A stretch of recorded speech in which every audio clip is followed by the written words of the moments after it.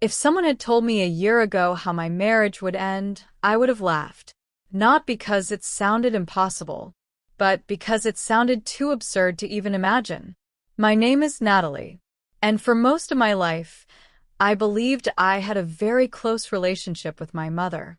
She was the person I trusted more than anyone, the person I called when I needed advice, the person who helped me through every difficult moment in my life.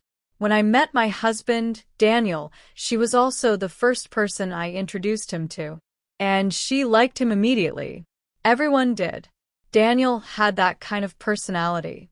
He was charming without trying too hard, friendly, calm, and confident.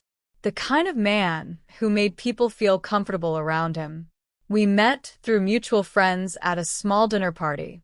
At the time, I had just started a new job and wasn't really thinking about relationships.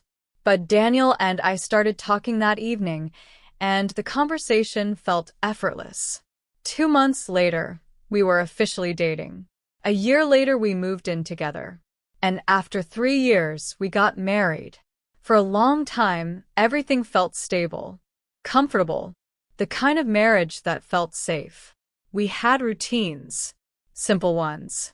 Dinner together most evenings. Weekend trips. Lazy Sunday mornings where we stayed in bed too long. My mother visited often. She lived only 20 minutes away. Sometimes she came for dinner. Sometimes just for coffee. Sometimes she would stop by to help me with things around the house. Looking back now, that part feels strange.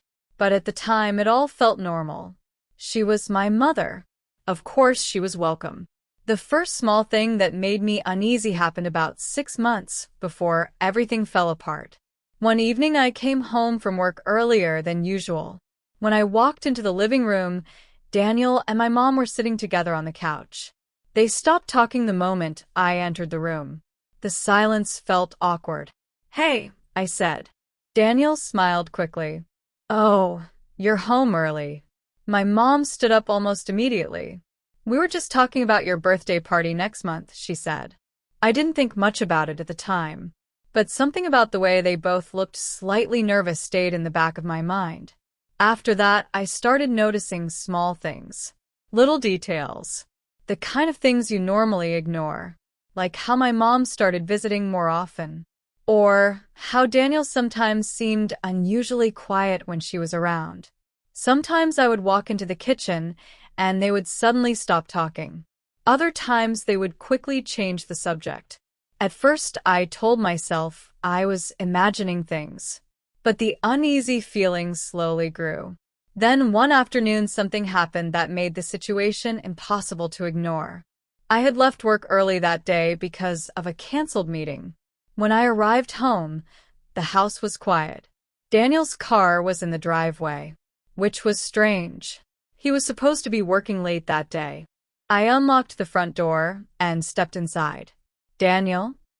I called. No answer. I walked through the hallway toward the living room, and that's when I heard voices coming from the kitchen. 2 people talking quietly. Daniel and my mother. My chest tightened slightly. Why was she here in the middle of the afternoon? I stepped closer to the doorway without making noise. Their voices were low, almost like they didn't want anyone to hear them. "This can't keep happening," my mom was saying.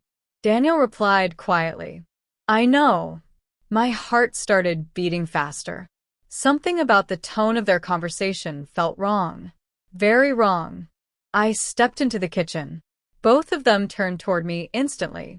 The look on their faces told me everything I needed to know. Shock, panic, and something else. Guilt. For a moment, no one spoke. The air in the room felt suddenly heavy. My eyes moved between the 2 of them. Daniel standing near the counter. My mother standing only a few steps away from him. Too close. Way too close. And that was the exact moment a terrifying thought crossed my mind. A thought so disturbing that I immediately pushed it away, because there was no way it could possibly be true. But deep down, something inside me was starting to understand what was really happening. For several seconds, none of us spoke. The silence in the kitchen felt unbearable. I looked at Daniel, then at my mother. Both of them looked like they had just been caught doing something they were never supposed to do. "What's going on?" I asked. My voice sounded calmer than I actually felt. Daniel opened his mouth, but no words came out. My mother quickly stepped back, creating a little more distance between them. "We were just talking," she said. The answer felt rehearsed. Too fast. Too simple. "About what?" I asked. Neither of them answered. The tension in the room grew heavier. I looked at Daniel again. "You were supposed to be at work." "I left early," he said quietly. "And you?" I asked my mom. "I just stopped by." The explanations felt empty, like two people trying to cover something obvious. Then I noticed something small. Daniel's hand resting on the kitchen counter. My mother's hand had been there too, just a moment earlier.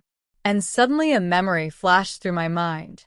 All the strange little moments from the past months. The sudden silence when I entered rooms. The nervous looks. The private conversations. The visits. Too many visits. My chest tightened. "Are you two hiding something from me?" I asked. Neither of them looked at me. That was the moment the truth became impossible to ignore. "You are," I said quietly. Daniel rubbed his face nervously. My mother crossed her arms, avoiding my eyes. "How long?" I asked. Daniel looked up. "What? How long has this been going on?" For a moment he said nothing. Then he sighed. "About 4 months." The number hit me like a physical blow. 4 months. 4 months of lies. 4 months of dinners together. 4 months of pretending everything was normal. "And you?" I asked my mother. She finally looked at me. Her expression was filled with something I had never seen before. "Shame." "I didn't mean for this to happen," she said quietly. The words made my stomach turn. "You didn't mean for this to happen?" I repeated. "You're my mother." The word felt strange coming out of my mouth now. "I know," she said softly. "But sometimes feelings happen that we don't expect." I ser det her. For the first time in my life, I didn't recognize the woman standing in front of me. Then I looked at Daniel. "Were you planning to tell me?" He shook his head slowly. I didn't know how. A bitter laugh escaped my mouth. "You didn't know how." The entire situation suddenly felt painfully clear. Two people I trusted more than anyone else in my life had been lying to me for months. And they hadn't even had the courage to admit it until they were caught. The anger I expected to feel never really came. Instead, something else replaced it. A strange, cold clarity. I looked at Daniel. "Pack your things," I said. His head lifted slightly. "Natalie." No. My voice was calm but firm. "You don't get to explain anything now." Then I looked at my mother. "And you should leave." She hesitated for a moment, but the expression on my face must have made it clear that there was nothing left to say. Without another word, she walked toward the door. Daniel followed a few minutes later. The house became completely silent once they were gone.